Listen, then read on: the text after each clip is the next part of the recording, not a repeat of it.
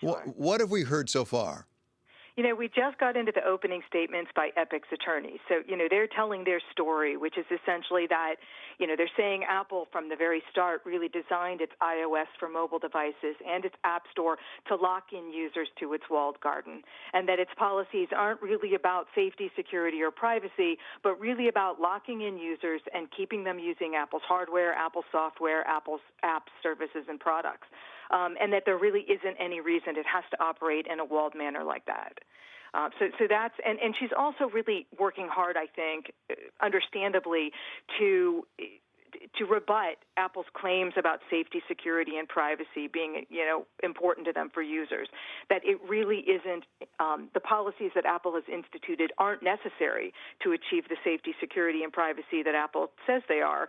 And this is a really big issue because if Apple has legitimate business justifications for its policies and conduct, that is an important aspect of a monopolization suit. And oftentimes a defendant will win where they have a legitimate reasons for their policies outside of just hurting their rivals.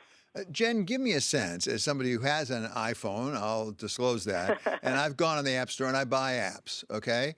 If Epic had its way, how would it be different? How would my purchasing of apps be different from what I get right now with my iPhone? Well, the first thing is you wouldn't have to go to the App Store. Theoretically, you could download or have other apps that are actually app stores on your phone and buy them from somebody completely different from Apple who might charge a lot less. Distributing some of the same apps and or different apps than you could get from the App Store. So that would be one thing. And another option would be that if you were in the App Store and you actually paid for an app or you did an in-app purchase, you bought something within an app, that you could pay for it in some other way. You didn't have to use Apple's payment processing services, but you could use the app developers' payment processing services to actually make that payment. And that also could bring the price down for the users. So that's how your experience as a consumer would be different.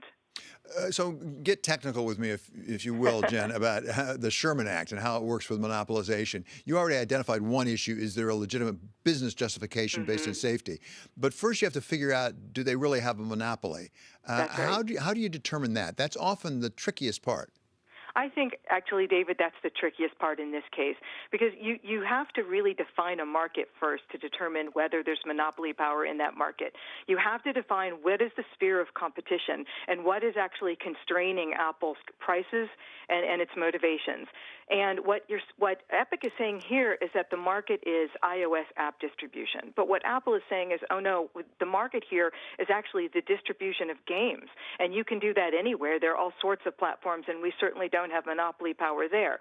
Once you define that market, then you can look at what the market shares are, and that can tell you whether a company has monopoly power, which is the very first step. You have to have monopoly power to be illegally monopolizing a market. And in this case, I think this is going to be one of the biggest issues and possibly a hurdle for Epic, is in proving that the markets it's laid out and it's defined are the appropriate ones.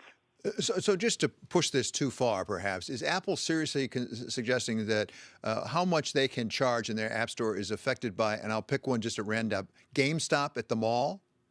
No. Not a company like GameStop, which is actually selling games, but other game platforms. So in other words, somebody who's just playing the game or downloading the game on a PC, or who's doing it through an Xbox or a Sony PlayStation. These are other sources for gamers to play the Epic's Fortnite or anybody else's games. And by the way, these platforms also charge the same 30% that Apple charges. Oh, they do? Yes. Oh, well, that's an interesting fact. How are they going to prove, either side, either prove there is monopoly power or not? Is it going to be largely anecdotal about whether there's internal evidence, emails and things saying we have to pay attention to what Xbox is charging?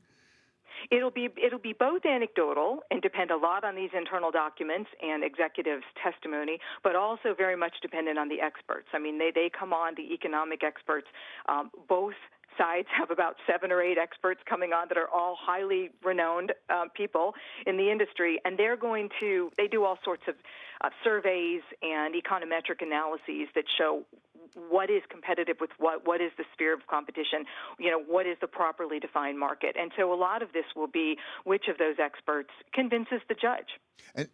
And here at the end, just want to be very clear, in terms of remedy, it sounds binary. It sounds that either I can buy an app through an alternative app store on my iPhone or I can't. It really is. That's what Epic is seeking. They're asking for an order, an injunction that requires Apple to open up its walled garden and allow for other app distribution on the iOS. And we'll know in 3 weeks?